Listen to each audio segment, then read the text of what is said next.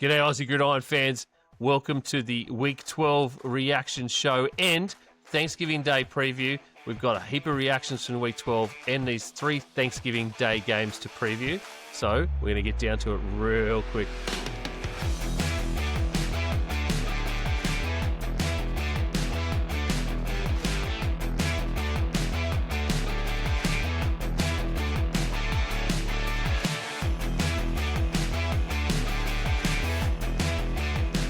G'day, boys. How are we going? Oh, I should say, that's for Isaac. G'day, boys. How are we going? I forgot I got you with that a couple of weeks ago. What? What a weekend. Going really well. Oh, what a good slate of games again. Oh, how good. I know. Brad, how the NFL just keeps getting better and better every week lately. It does. It absolutely does. You know, we went through a little bit of a dry patch there. I felt like for a couple of weeks where it was kind of like ho hum. But man, these last couple of weeks have been phenomenal. And even though the late primetime Sunday night game was awful. The other games were just phenomenal games. I honestly think this was the best Sunday slate of games we ever had. Like just the Sunday games. It was good. Yeah, definitely the best this year so far. Like, you know, Thursday night bit poo, Monday night bit poo, but Sunday itself was just so great. It was definitely top 3. I would agree with you. It was fantastic, and let's just hope that we can keep the ball rolling. It's amazing just again how the scheduling gods just line things up, and I feel like we got some great games that we're previewing for Thanksgiving. Yes, absolutely we do. Yeah, those scheduling gods. I tell you what, the NFL has really figured out how to parody schedule the league at this point. Mm-hmm. It's just it's just forced parody by the way you just schedule some teams, and just their ability to forecast as well, to predict what these teams are going to be. I just don't understand how they can do that. It's phenomenal. I mean, you know, when you have every game means so much, but they're brilliant at like putting the games in the prime times, bar Thursday, that are going to be good matchups. Yeah, Thursday was definitely a letdown again. But yeah, but there was some amazing matchups. Anyway, so we've got a bunch of reactions to do from Aussie fans all around Australia. So once again, NFL Fans Down Under Facebook group has come to the party with us, and the boys and girls there have just chucked in a whole bunch of their reactions. We've got some bits and pieces from us as well to throw in there. And of course, you'll get our opinions the whole way along. And then later on, once we get through these real quick, we will be previewing all 3 of the Thanksgiving Day games. So early, middle, and late. It's going to be a huge show. So stick around for that at the end. Boys, let's get on with these reactions. Let's start with Steelers at Bears. Now, the Steelers and the Bears was always going to be a very, very interesting contest. The Steelers, it was something that the Steelers really needed to win. I felt like it was a game that the Steelers sort of needed for their season as a whole. And both teams definitely showed up right through the game, especially in the first half, where the bulk of the points were scored by both teams. And then they kind of figured each other out, and we got a whole heap of sort of defensive, like really good defensive play go from both teams. In the end, the Bears just got there right at the end to beat the Steelers 31-28. Our resident Bears fan, Kev, says, if the Bears defense can get healthy for the first time all season, this team could be dangerous. And of course, he means proper dangerous, not dangerous. So that's I cannot disagree at all with Kev on that point, Brad. Yeah, no, absolutely. I would agree that with that defense gets healthy, you're going to make some noise. And like it or not, I think this is a playoff team. I really do. I think they're going to make the playoffs. What concerns me is I don't think fans want to get too delusional about Williams because he didn't look good that first half of that game. He did not. And I felt like they kind of won in spite of him. Now, in the second half, he made some just great throws and really showed the flashes of why he's the number one pick, why people were saying he was the generational talent. But all in all, it was not a good performance on his part. He did what he needed to do, and he put up some decent stats, but he just made some really, really bad throws in there. The Steelers, their pass defense was atrocious, and he should have shredded them a little bit more. They struggled, man, and already I don't want to jump ahead, Ian, here, but they've already lost their lead for the divisional title. Now, aren't they tied with the Ravens for that? They are. Yep. Yeah. So you've got two teams I feel like headed in opposite directions, and Aaron Rodgers, before he got hurt, he was struggling a little bit. So Bears are on the way up, Steelers are on the way down, and I think a lot credit has to be given to the Bears coaching. So again, he has just done such a fantastic job, and he knows what levers to pull and buttons to push. That Bears offense, it's humming. Yeah, so I haven't been a big believer in the Bears this year. I believe they've gotten lucky most of the times, and just looking at their results, it reminds me of the Vikings a couple of years ago when they won like 12 one-score games. Yes. And just looking at that, you sit there and they go, they're getting lucky, but you create your own luck, right? I mean, on the weekend they won by 3 points, but they played a Mason Rudolph-led Steelers team. Yeah. They didn't play an Aaron Rodgers-led Steelers team. So they're going to have to show me something this week against the defending Super Bowl champs to actually really show me that they're there and they're going to win the North. Yeah, big test against the Eagles this week. And you're right, mate. They've won games. They've won ugly.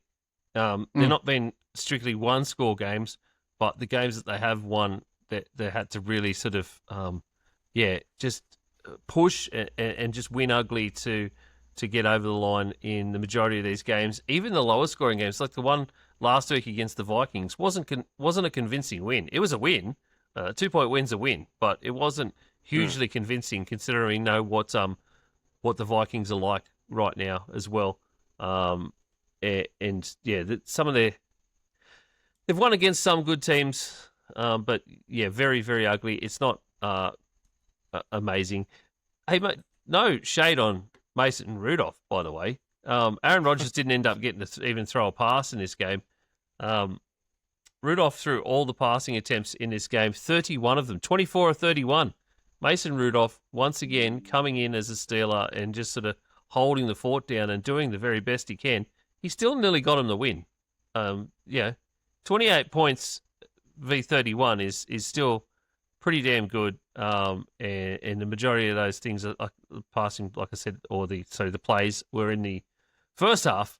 And it ended up coming all the way down to I think it was a field goal somewhere at the end there, but there was some crazy punts. No, it was a touchdown that took them to 28-31, and there was a bunch of punts at the end. So, you know what? Mason Rudolph could almost won him a game.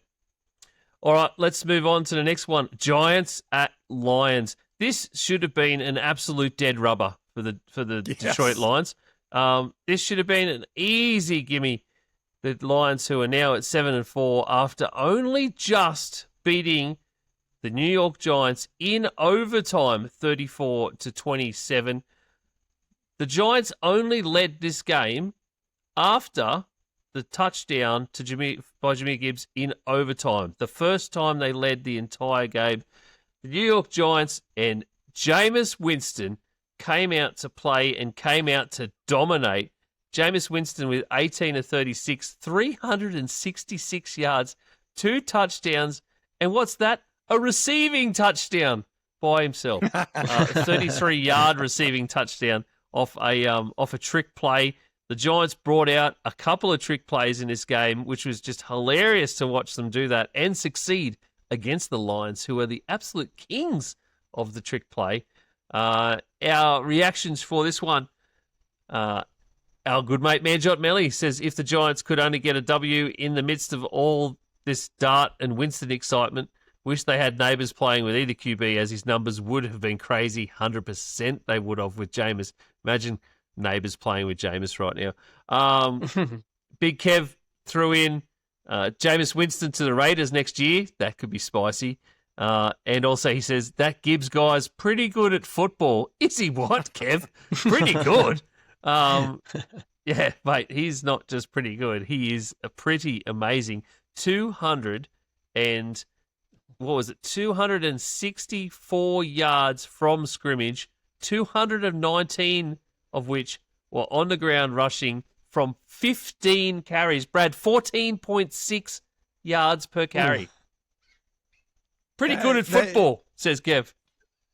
Yeah, but I think that's the understatement of the season. It's amazing his speed. It really is, and especially when you consider everybody in the NFL is a freak athlete, but this guy is a freak of freaks, and he gets in that open field, and it's phenomenal. You watch that. If people haven't seen it, go and watch his touchdown run in overtime there in that first play of overtime. When he broke that line, he was gone. And I tell you what, the memes, Isaac would have seen most of the memes with the Sonic music when he's just taking off. And it's just like, that is so apt when you watch him run and when you watch that 69-yarder. It was just, he is a phenomenal athlete. I just can't. Yeah. 14.6 average per carry they're wide receiver numbers. Craziness. Yeah, it absolutely is. And what I loved about that run is you see from the end zone camera, you see Penei Sewell. He makes a block. He climbs up to the linebackers and he makes a block. And soon as he gets past the linebackers, he raises his hand because he knows it's taking it to the house. Because like one safety is not going to stop him. So it was awesome. It was one of those, like, I think you'll remember it type games if you watch, especially if you watch that whole game. Yeah, and I think this is what the Giants are going to be the rest of the year. They know that they're essentially eliminated from the playoffs. They can't make the playoffs, so they're just going to be throwing caution to the wind. Trick plays here, trick plays there. You got an interim coach who is probably auditioning for a head coaching role somewhere within the league. So I think it says more about Detroit. Like I had them up there for the best team in football maybe 4 or 5 weeks ago, but man, they are really struggling at the moment, and I don't know what it is. Dan Campbell took over play calling, and they're scoring the points, but they still can't stop anything. So I don't know about Detroit. Yeah, they are going through a major dry patch, and part of me feels sad. Part of me, not very much, for the Giants, just because the way they're losing. This was their 5th game where they've had a double-digit lead, and they've lost it. Their 5th game. That's an NFL record. So they just cannot close out the games. And they fired the DC straight after. Yeah, right, right. The Lions defensive coordinator. The Lions' defensive woes are sort of exacerbated by the fact that their secondary players have more total tackles than their defensive line does. Ooh, and that it tells you so much about how that team is playing right now defensively. Offensively, they are phenomenal. I just feel like if they could get the defense of last season back and figure it out, they would have been top of the league by now. 100% top of the league. Yeah. All right, Jags Cardinals. This I don't even know how to describe Jaguars versus Cardinals. This was, Brad, the most Trevor Lawrence games of all Trevor Lawrence games that ever Trevor Lawrenced. I love that. Yeah, you're absolutely 100% correct. It's like, who are you going to get? Yeah. I just don't understand. I don't understand how they won the game. It's like they won the game in spite of themselves. Jacoby Brissett, my God, they're going to have that man throw till his arms fall off. He 49 attempts, but he was amazing again, despite getting sacked 6 times. And Lawrence got sacked 3 himself, but he made some really, really good throws, especially quite a few to Brenton Strange and Parker Washington. But then Lawrence made some really boneheaded throws at the same time, and it's just like I don't know how they got there, but they got there in the end. It took till overtime again to get there against the Cardinals, who the Cardinals are 3-8 now. So the way the Jags had been playing up until this point, it shouldn't have happened that way. Our reactions here, our resident Jags fan, Matty C. Jags with 3 interceptions on the road and still got it done in OT with 2 games. This is a great question from Matty, actually. So I might leave that for just a second. Matt, is that Miller? Yeah, it would be Miller. Jags getting it done, albeit ugly, with 1/3 of the team out. If they're healthy come playoffs, could be a handful. Brendan Goffin, this Cardinals take is my stinking Cardinals. Just when I think they can't get away, they can't get any worse, they give me a big fuck you. Before today, NFL teams with a 4+ turnover differential are 50-0 the last 25 years. 25 years with a 4+ turnover. After today, NFL teams are now 50-1. At least use some lube before you fuck me, says Brand. I totally agree. Absolutely agree. So that hilarious side. Matty's question here, with 2 games versus the Titans and head-to-head over Kansas City and LA Chargers, can Matty and other Jags fans dare to dream of the postseason, Brad? Absolutely. Yeah, it's coming. Just because they're going up right now. They've got like a 70%, according to NFL, they've got a 70%, 69% chance of making the playoffs. If they win this week against the Titans, which is not a given, given the way Cam Ward played, their quarterback was lights out. But if they beat the Titans, that jumps up to a 78% chance of winning. So yeah, if I'm a betting man, I put money on them to make the playoffs. Do I think they're going to make any noise in the playoffs? No. And I think you got to ask yourself, with Trevor Lawrence, man, how is this guy getting paid $50 million? I mean, I get it. I question that from a lot of QBs at the moment, Brad. Well, yeah, true.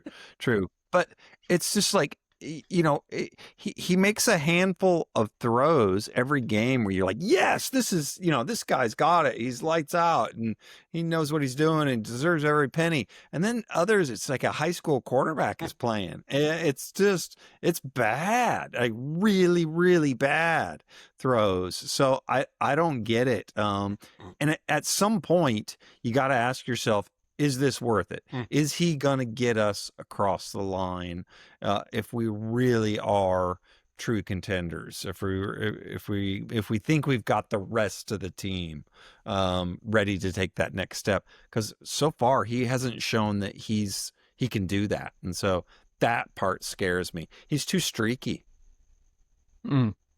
Yeah. So back to Matty's question, I think he can, and I think at the moment, the Colts seem to be faltering.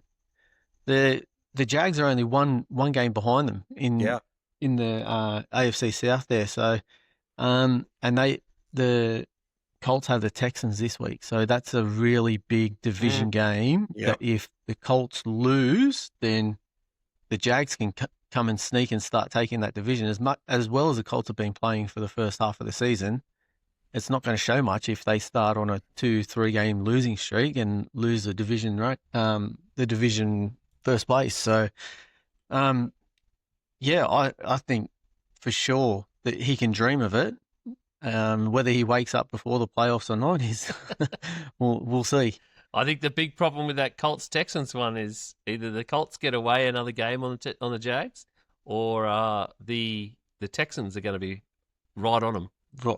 Yes, well, it's become a very interesting And the division. Texans defense was Ooh. phenomenal. Easily, weren't they good? they easily looked like the best defense in the entire league. Yeah. So, yeah, and let's move on to that game because we've got reactions from that as well. Bills Texans. Yeah, that game was unreal. The Texans dominated the Buffalo Bills. That is something we all thought for Thursday night it was going to be a decent game, but the Bills were going to get right. The Bills were going to move sort of ahead and do the right thing in this game and basically just put some points on the Texans. But that offense came out with an absolute vengeance and really came out with the hammer and just destroyed the Bills early on. The Bills ended up with some scores sort of later in the game to bring it back a bit, but it was just out of this world. It was pretty phenomenal. And I mean, you think about it, you ask the question, are they the best defense in the NFL? I think unequivocally, hands down, they are. They're leading the league in fewest points. They're leading the league in fewest yards allowed. So it's there. And what the thing that blows me away is they're doing this with Davis Mills. So, and Davis Mills is a serviceable quarterback, but come on, man, he's a backup. So, once they get CJ in there, I think they'll, and he gets into a rhythm, they're going to make some noise and they're going to be scary. Conversely, on the other side of the ball, the Bills, they can't do anything, man. They are looking pathetic, and it's going to come back to Josh Allen is going to have to play hero ball in order for them to be able to do anything. And they're turning the ball over. They're not getting enough on defense, and so I'm selling the Bills and buying the Texans right now. Yeah. Danielle Hunter and Will Anderson Jr. just stalked Josh Allen the entire game. 4.5 sacks between them. The Texans defense sacked Josh Allen. Josh Allen, the man who can get out of just about anything. And we've seen it year after year. 8 times they sacked him. Jeez. Just a phenomenal game for that pass rush. Man, I miss Danielle Hunter. Yeah, so I'm not too sure about the CJ Stroud coming back. They didn't look overly good on offense with him there. He doesn't target Nico Collins, where Davis Mills the last 3 weeks has been thrown to him a lot. Who is your wide receiver one? So yeah, I'm not sold on the Texans just yet, especially with CJ Stroud coming back. Okay. Yeah, I know. I hear what you're saying, and there's been some inconsistency there. The one connection that, if you're into fantasy, people probably have noticed is the Davis Mills to Christian Kirk. That guy's been lighting it up. For them. They've got some synergy happening. I just think CJ, if he can get on fire, he is a better version of of the majority of quarterbacks. I think he's in that top tier. Not the elite, but he's a good quarterback. If he can get on fire. Yeah, they just got to get it together. Ricky Richards said the reaction to this one in sadly, my Bills went about as expected. They need coaching changes and front office changes. Despite having Josh for 7 years, coach can't get us over the final hill. It's looking that way. It's starting to really look that way. Unfortunately, they keep succeeding to the point every year where it's hard to just move on from coaching. Yeah, I agree with him, and believe me, I understand his frustration. But when that final hill is, when the person standing on that final hill is Patrick Mahomes, Andy Reid, and the Kansas City Chiefs, you tell me anybody else that could get over that hill. So I think it's a little bit of just bad luck, bad timing. When you're, in your prime, you're going up against one of, if not the best quarterback to ever play this game when it's going to be all said and done. So yeah, it's tough. But to his point, I think they are due for a coaching change, just to bring some new life, new energy into them. I think it's run its course. Yeah. I think I've said this before on the on the podcast. I liken this to the Golden State Warriors with Mark Jackson. Yes. Yeah. Who just great analogy. couldn't get over the hump. They changed to Steve Kerr, and I Yep. think, and the rest is history. So I just think they need that one little tweak in coaching change, and I think they may get over the hill. We just never know. Bring in Mike McCarthy. There you go. Mike McCarthy. That could be interesting. in He'll be Buffalo. coaching next year somewhere, I guarantee Could be you. real interesting. Bring back John Gruden. Oh, yes. If there's one place, the Bills, I think, would embrace him. They definitely would. If they let him be his barstool John Gruden, I think that they really would embrace it a lot. All right, a quick one. Falcons at Saints. We don't want to talk too much about this, but we do have a reaction from Kathleen Beck for this. If the Saints aren't top 5 in the draft, I'll wonder why.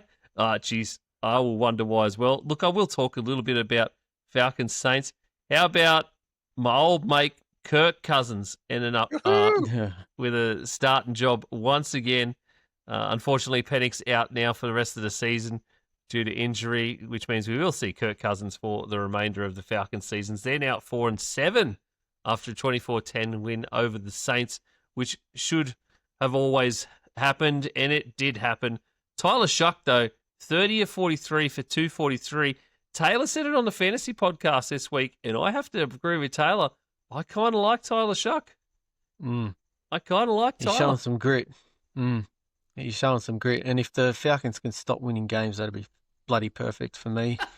Like I've said a million times, our pick just went from 8 to 11. So, not much to comment on this game, really. It should have been a Falcons win. It was a Falcons win, and there we go. Yeah, it's the less we can talk about the Saints, the better. It is. I just wanted to talk about Tyler Shuck. I mean, number one, I know how to say his name properly now. But number two, I think the kid's he might only thrown 3 touchdowns all season, but he's also only thrown 3 interceptions. So that's pretty good for a rookie quarterback who's getting lit up week after week. So he is keeping the ball pretty safe. I think if he was on a slightly better team, Brad, a slightly better offense, he might actually be achieving a bit more. And he might be the future for the next few years for the Saints. Well, I think he's at least deserved consideration. What is one thing you got to take into consideration is also they're not moving the ball in the red zone. They suck in the red zone, the Saints.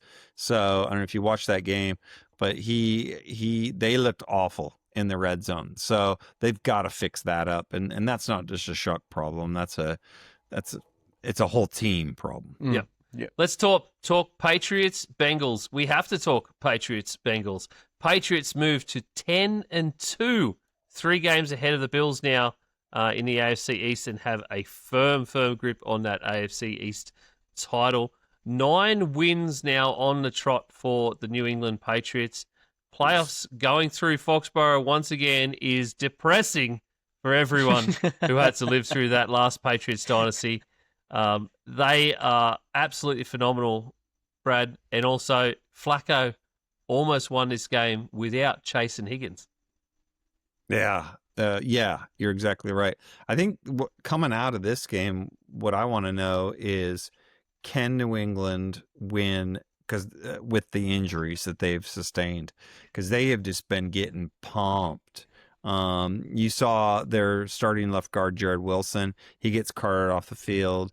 You see their left tackle, Will Campbell. He gets carted off the field. Yep. So it's just when your entire left side has to be replaced, that's not a good sign, especially this late in the season. So I think it's going to get a little bit harder for New England, but man, it's phenomenal. It's fun to watch too.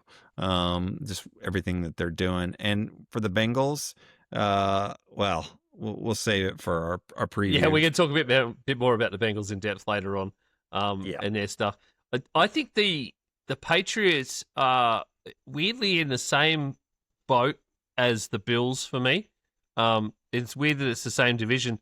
They need to recognize and find a wide receiver, a number 1 wide receiver. You can't keep relying on Hunter Henry and then everybody else getting 30 to 40 yards. It can't happen week to week. So they need to figure out who is the number one there. They need to figure out where they go forward there. Is it Mac Hollins? You know, do you lean on Stephon Diggs more this year? You can't have Kayshon Boutte, exactly. Yeah, the two tight ends in Hunter Henry and Austin Hooper are the two guys who are getting the majority of the ball week in, week out now. They're finally leaning on Travion Henderson, which is amazing. They've finally decided that Ramondre Stevenson isn't the answer this season and that Travion really is such a phenomenal talent that they need to let him have the ball. And that's happening. And Drake May has really just come up and sort of just gone in leaps and bounds. Yeah. I think they've wrapped up this division already with their schedule that's left. Oh, yeah.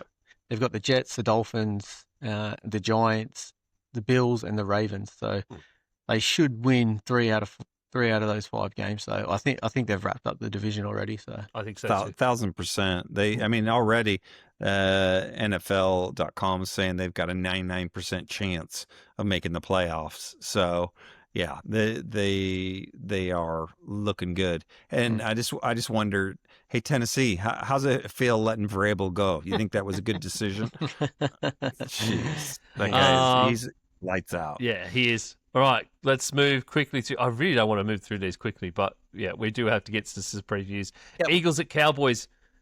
These thoughts are all from me, by the way, today. Cowboys brutalize Eagles in the second half, down 21-0 before halftime. Cowboys defense may have finally found a switch, Brad. George Pickens looking like the trade of the season. Dare I say, he's better than CD Lamb? I love it. You know, Ian and I were we were just having this discussion earlier in the green room, Isaac and I, and we were talking about.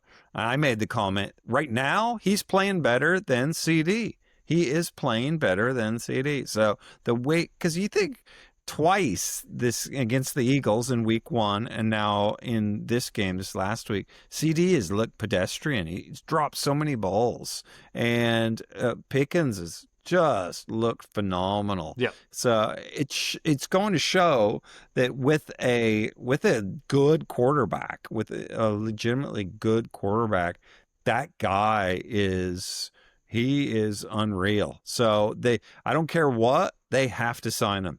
Now, knowing the Cowboys, they'll, do whatever they can to create drama and probably put him on a franchise tag so you can draw the drama out for a whole nother year. But I don't care, man. They got to sign I think this so. guy. And it seems like he wants to be there too, Brad. He really wants to be there. Oh, who wouldn't? I mean, the dude went 9 for 9. It's just absolutely. He's learning what he can be as a stud wide receiver with a good quarterback. So, and the game itself, I was pissed off at the game when they got down 21-0. I was telling Isaac, I started fast forwarding through some of it, all the dead time, because I was so irritated with it. But so the fact that they came back and that defense. All along, I was just saying, all they needed was a decent defense, and the offense would carry them. And that's what they got in that second half, not in the first half. But if they can keep that up, I still don't think they're going to make the playoffs, or it's a long shot. But they could make some noise and make it interesting.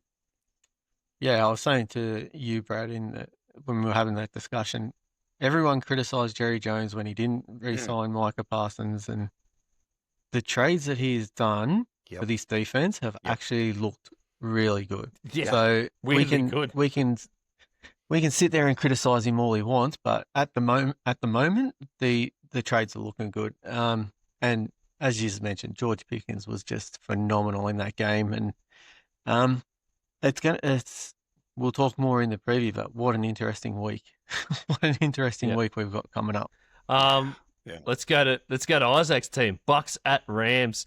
I don't care if I have to keep saying it every single episode. Rams are a Super Bowl team. Sixth win in a row, 4 of them at home. They've got a big away stretch coming up. Panthers, Cardinals, Seahawks, and Falcons, with a trip to the Lions sort of mid-December sandwiched in between there. They're 9-2 now, 14-3 or 15-2 is very doable with his schedule. Maybe the number 1 seed in the NFC.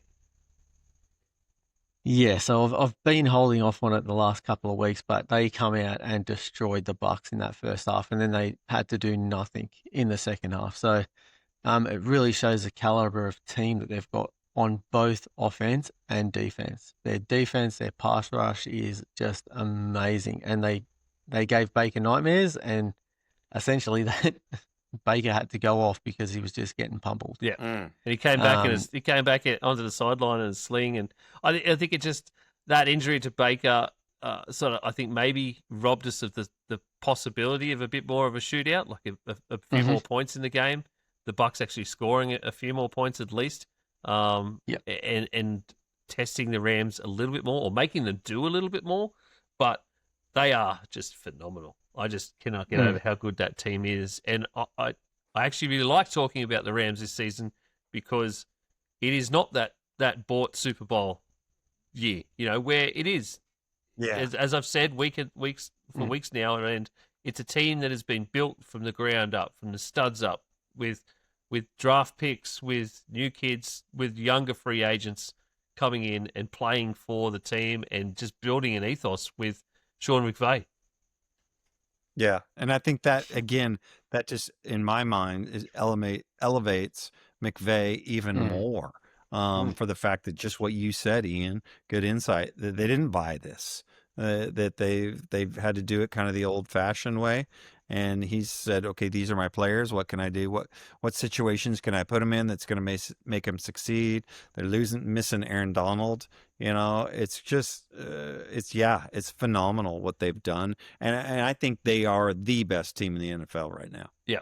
I'm going to stick it. I stuck it on in the doc here, and I'm going to stick it on the schedule for next week or the week after when the 4 of us are in the room, because I really want to do this with Nick as well. I really think we need to have a little bit more of a deep dive and a closer look into at least the last 5 or 6 weeks of the NFC West schedule. Rams, Seahawks, and 49ers now are all in an absolute shootout, and then they all play each other within the next 5 weeks. So I really want to have a bit more of a deep dive and a think about that. We could have like a 10, 15-minute discussion when we get to that point. I think that'll be great. Juicy. Yeah, very, very good. And I really want to do that with Nick here because it is a good, despite it being a weird year for the 49ers, it might turn out to be a half-decent one now. Yeah. All right, very, 100%. very, very last reaction. Super, super quick one because we should mention it. Christopher Sorby posted, Raiders are complete arse. Hence why Chip Kelly just got fired. Of course, the Raiders lost again in ridiculous fashion this week. And then they let go of their offensive coordinator, Chip Kelly, the guy who Tom Brady apparently specifically handpicked to maybe take over the team as head coach. Over like in the next 3 or 4 years, and now they've basically just got rid of him. I don't know, very weird.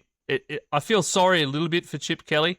I feel like if Geno Smith could have got the ball out a few times earlier in this game, and it's not just all his fault. The O-line is complete trash.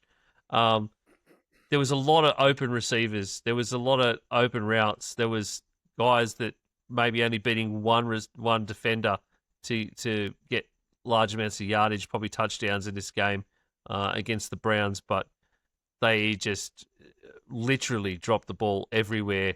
They can't get Genty going on the ground. Geno Smith gets sacked 10 times in this game. That O-line, I just don't know. There was I can see why Chip Kelly got fired because of this game, but I don't think it all had to do with Chip Kelly himself, to be honest. Yeah, I think you're exactly right. I see why he got fired because we live in such a reactionary league and people want results and everything now. And plus the locker room, I get that. You want to keep the locker room engaged and make sure guys feel like you're doing everything you can from a ownership standpoint to win. But this is not Chip Kelly's fault. Not entirely. That O-line is horrendous. They have no real receivers. So, and the thing that I don't understand with the Raiders is the way they're trying to build this team. They've got a stud at tight end, and then they go grab a stud running back. But Ian, you and I have said this. You need to follow I think the Detroit model. You get your trenches. The Philadelphia model. You get your trenches. You get your line taken care of, then build out. They just tried to. They've had odd picks, and I just don't like the way they've gone about constructing this roster. And I get, you got Pete Carroll in there, your culture. You're all about culture, building the culture. But you can have the greatest culture. If you don't have halfway decent players, you ain't winning a thing. So this is rough. And I think they got to just reconsider their entire philosophy. Yeah, I get with the O-line, and we talked a little bit before about the left guards. Colton Miller is out on IR. So they had Stone Forsyth, a guy who was drafted in 2021, has just sort of floated around the league between the Seahawks, the Giants, and now the Raiders this season. They had him on an island constantly against Myles Garrett, one-on-one with Myles Garrett, Come on. the best defensive rusher in the league. And there were points where he essentially just watched him run by, because this dude he literally just turned and watched him. And he was running around. Myles Garrett was running around the O-line and still getting to the quarterback before anything else could happen, before Geno Smith could even think. I think he was down to like 2.4 seconds to get it out or something was his average time. And that's just it's not enough. It's not good enough. 10 sacks is wild. Anyway, Chip Kelly gone. Let's see how they go forward from here. I guess the Raiders, where they build to. I've said it a few times. They need to find that identity again. They need it. They need it. It has to have an identity. Yep. Aussie. It might be pretty obvious, but I am not Matty C. NFL. Absolutely stoked to have it on the podcast, mate. Welcome. Fantasy. Tay, I think it's time you just abused your mate here. Would you rather be fighting zombies or aliens? Find hidden gems. And with that, we're into some breakouts. I'm glad you're stalling, because my results last week were a hot piece of ass. We all had our struggles, mate. You've unzipped the pennies, and it's time to put the pennies in the pit. Let's do it. I'm taking Trey McBride. I'm just leaning on the old tuck shop, tuck draft. And all of a sudden, he's just lighting them up. Catch starts of the week. I'm just going to go ahead and take Goff at Chicago. So I'm going to go running back. I'm going to take Travis Etienne. I'm going to go ahead and take your boy Ty Tracy. I'm going to take Adam Thielen. So I'm going to go and take Richo against Tennessee. I'll take Matt Stafford. Just a little float out the Dalton Kincaid. I'm actually going to take Caleb against the Lions. Friday and Sunday all season long. The Aussie NFL Fantasy Show. Yeah, I know. It's amazing. Thanks to the Aussie Gridiron Network. Good to give me the dance floor. I'll probably fucking snap the floorboards.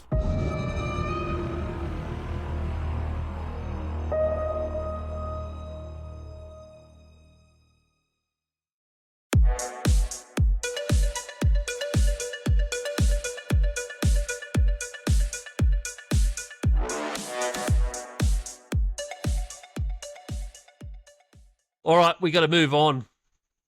Let's look at some Thanksgiving Day games. Let's start with the earliest game.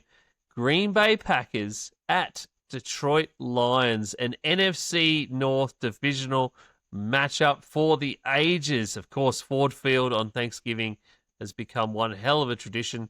And why not?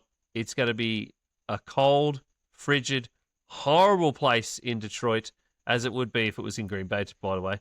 But inside the Ford Field Dome, it will be heating up, because I don't think the Detroit Lions are going to play the way they did last week. And the Packers, well, they weren't so great. Jordan Love and the Packers weren't exactly hot last week either.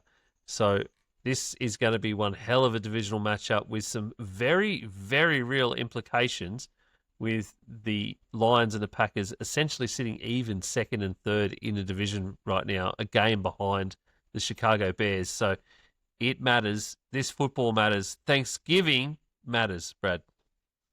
You bet it does. It's the best day for football in the world, next to the Super Bowl or maybe the championship games, conference championship games. There's nothing like it. So you got to get yourself some turducken, which is the turkey, duck, and chicken. You can find those in the back of any 7-Eleven. If you don't believe me, just go look for them. Just go to the counter and ask for a turducken. Okay, just got to Don't do it. no, man, John, go to 7-Eleven, go to the counter, ask for I want a turducken. And you got to deep fry it.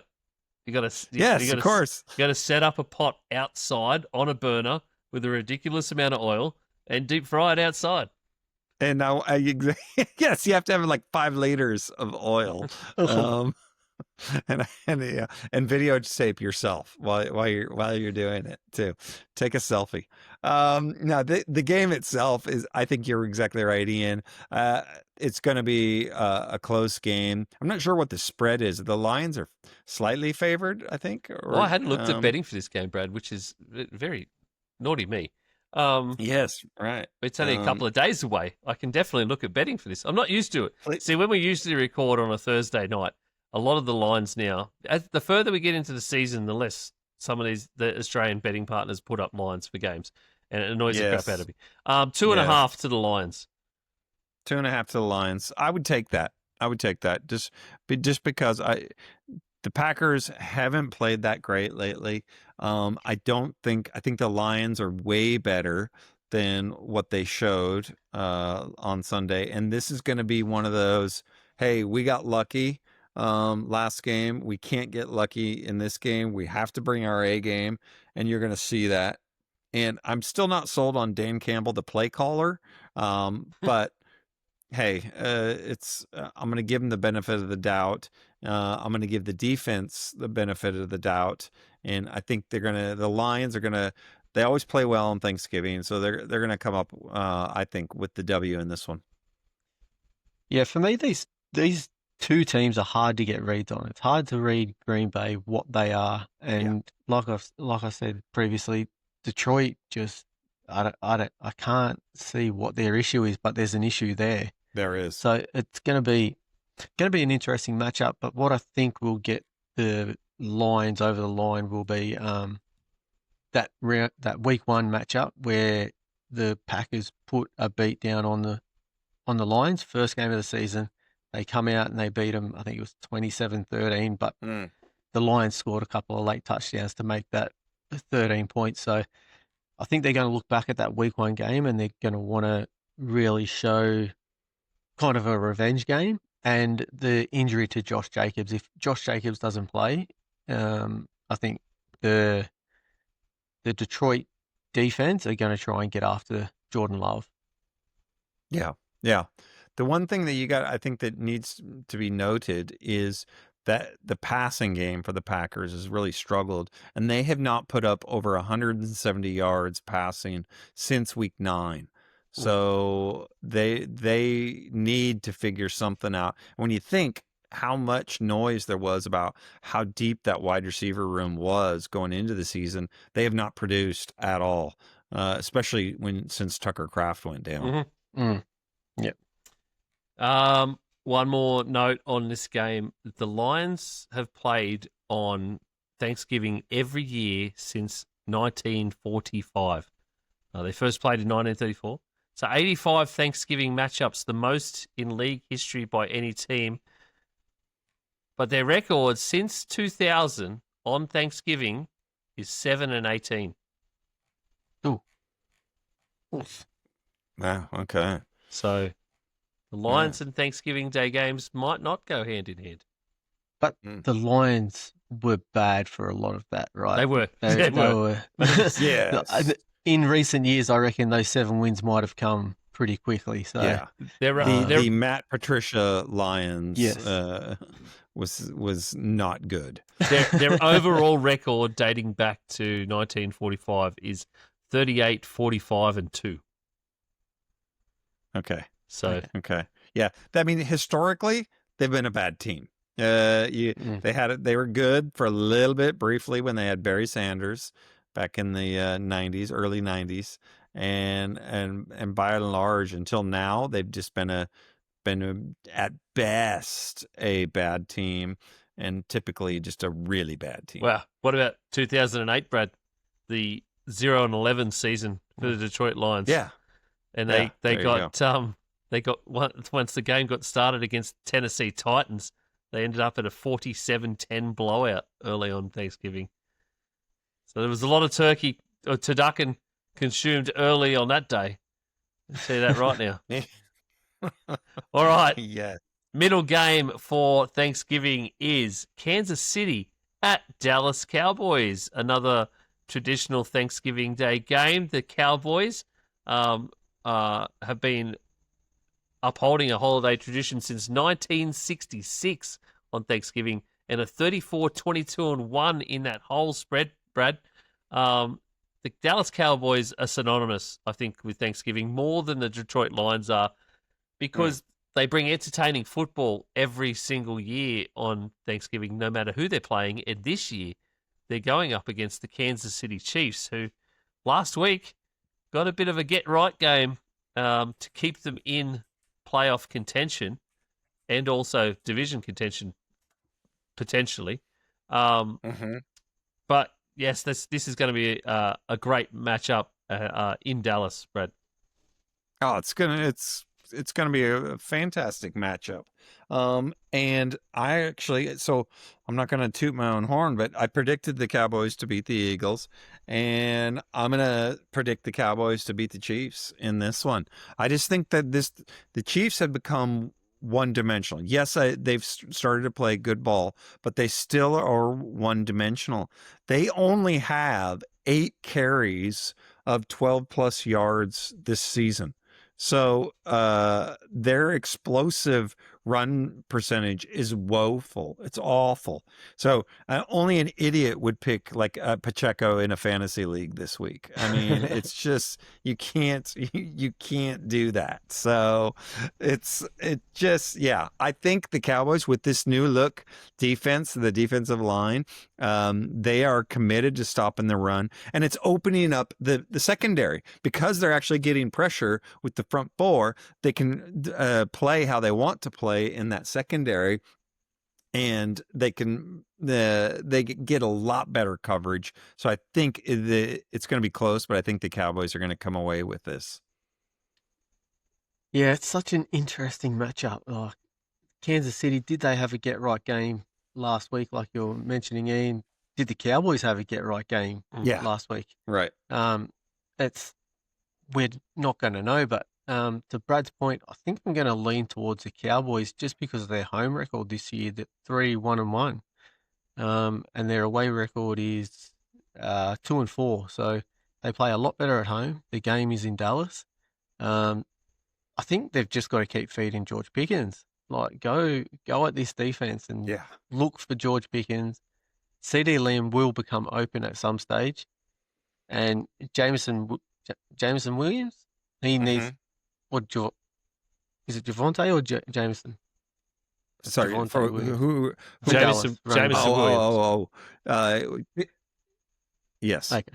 Yeah, so he's got to get going again as well. He had quite a good game last week as well. Yes. So, but the Kansas City Chiefs defense is quite good, and Chris Jones on that defensive line will be looking to stop the run. So. Such a good one, but I've got to lean with the Cowboys after the way they played the Super Bowl champs last week. Brad, can you believe it? And I've already put it on. Cowboys are plus 3.5 for this game at home. The Kansas City Chiefs are favoured going into AT&T Stadium on Thanksgiving after the defensive performance that the Dallas Cowboys put up last week. Especially in the end of the game against the Eagles. The second half was phenomenal. If they come out in that same way, I'm with you. I got to lean Cowboys. I don't know how they lose this at home in such a big matchup. They step up massively when the lights get bright or get the brightest. So yeah, the whole team does. They're full of guys with massive egos, and this is a league that consists of number one egos, but. This is The Dallas Cowboys are bred that way. They're paid that way, and it comes from the top down. Jerry would expect absolutely nothing less, and I have to go with the Cowboys. And a +3.5, easy money. Yeah. We've done it now, though. Us three picking the Cowboys. Yeah, right. Kansas City will win by 21. Yeah. Did you also hear, Isaac? Did you hear what I heard? I think B-Rad's back in on the Cowboys. Oh, he's got to be. No, I will admit I've still been watching them, but no, I got to stay. Well, I'm a little back, but moved off the Seahawks, have you, Brad? No, shut. I'm just looking forward to the. He moved away from those Steelers very quickly. I want to see this halftime show personally way more than the Cowboys halftime show, way more than the Super Bowl one. This one's got Jack White, Post Malone, Lil Jon. Oh. So this one excites me. The Super Bowl one, sorry, it doesn't do anything for me. There we go. I could see you, Brad, being a big Lil Jon fan. A big Post Malone. Yeah. Love me some Little Jon. All right, our final matchup for Thanksgiving Day. Brad, what happens when this time of the day rolls around on Thanksgiving, the final game? Oh, you're in coma. We're in a coma. I mean, we're actually, we've got people coming over for Thanksgiving. We're going to celebrate on the Saturday. Well, yeah. So by that time, these games will be over and it should be recovered. But on a typical Thanksgiving, yeah, by that evening game, you're done for. I grew up though. We only had the 2 daytime games. This evening game is a little bit of a newer concept. So we used to have NBA games at night. The NBA tried to muscle in on that territory, but that doesn't happen anymore. So yeah, it's just you are, you've got to unbutton the pants and hope, and if you don't, you just hope one of the buttons doesn't fly off and hit somebody because of the expanding waistband. So I'm glad it was the expanding waistband, Brad. So by the time this evening game on Thanksgiving comes on, you're in elastic pants, 25 beers deep, full of turducken. You've got your second helping of dessert. You might even be picking at some of the leftover turducken. Maybe trying to find. Oh, I guarantee you. Yeah. You absolutely are looking at the leftovers, and then you're planning your route because tomorrow's Black Friday, so you got to figure out, okay, what stores am I gonna hit up so I can spend 4 hours trying to find a $100 TV and that kind of stuff. So it's stupid. It's just shades of Australia on Boxing Day, really, isn't it? Yep. It's an Australian Boxing Day, just leftover Christmas food, the cricket on TV, 3 sheets to the wind. Yeah. Exactly right. That's yeah. Well, that's except for the difference in temperature. Yeah. Yeah, that's true. Anyway, especially where I grew up, it's dark by 3:00, and here in Aussie, it's the best. Yeah. So yeah. Righto. So the Bengals, I was sort of stalling a little bit. It's going to be a great game. The Bengals and the Baltimore Ravens in the late game on Thanksgiving is going to be awesome. The Ravens are now at 6-5 in the division. The Bengals 3-8.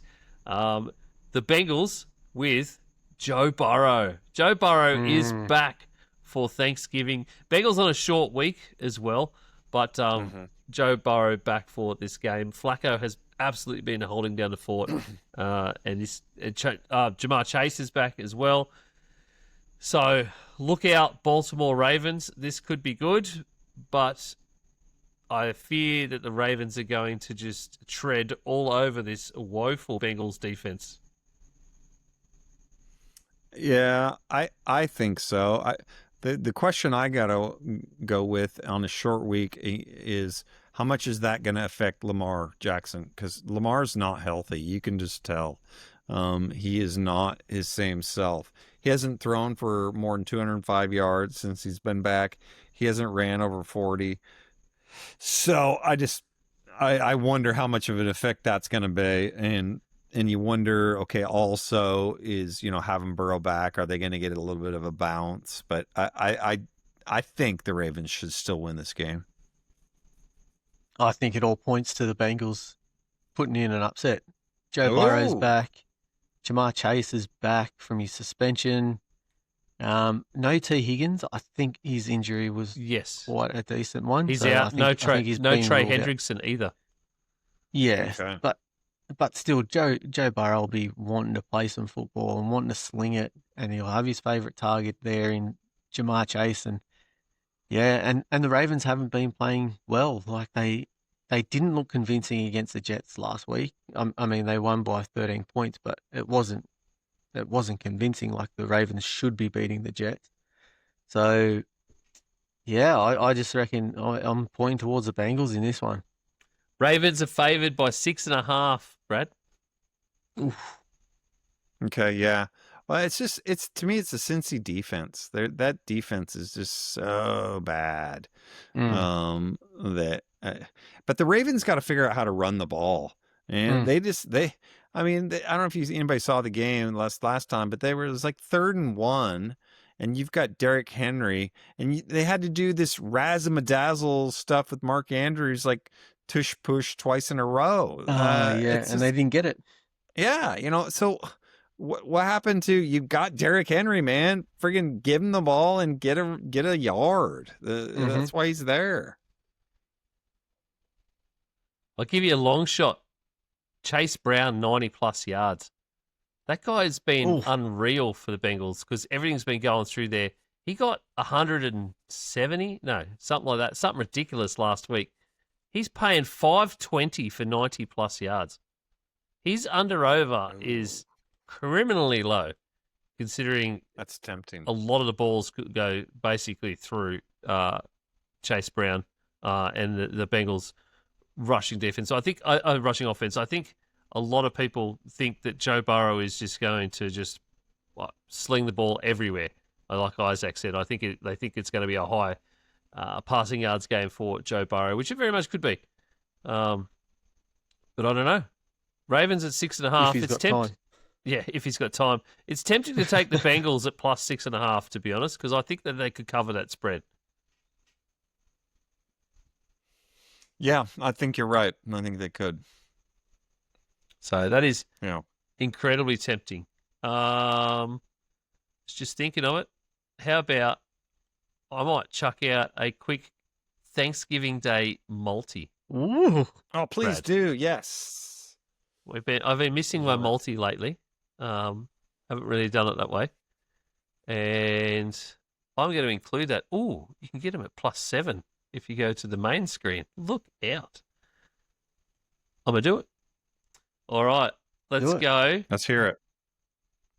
Packers money line over the Okay. Lions. Cowboys to cover that spread +3.5. And then I will take the Bengals +7. And we get a $7.60 multi for your Thanksgiving Day games. It's it's lean, $7.60. It's not a huge thing, but one line each game can't be phenomenal, but that's still pretty good for 3 games. For $7.60, that's all right. Yeah. 8.28 on our power play, Brad. Done. And you can get all that stuff at Sportsbet. Sportsbet, hey, Sportsbet, hit us up. We haven't done that plea for a while. We're available. We're open to negotiation. All right, we're also open to negotiation to you heading to our YouTube page and liking, subscribing, and following there. Find us. You can just search for Aussie Gridiron Network or search for G'day Gridiron. You'll find this video. So like, subscribe there. Please comment as well. See how that goes. Find us everywhere else for podcasts. On the podcast apps, basically search for G'day Gridiron. You'll find us. You'll also find the rest of the guys in the Aussie Gridiron Network. All the links are at the linktree /Aussie Gridiron Network. We've got heaps of other content for this week because you'll hear this before our Thanksgiving Day games. You'll hear 2 fantasy shows and maybe a preview for us for the Sunday games. It depends on which of the boys I can wrangle and who else I might be able to wrangle if not. So keep a watch out on all those feeds for that sort of stuff. Thanks very much for joining us. As always, other end of all these shows, hit up reactions on NFL Fans Down Under page. We'll throw those links up everywhere as well. So cheers, and we'll talk to you on the weekend. Hooroo.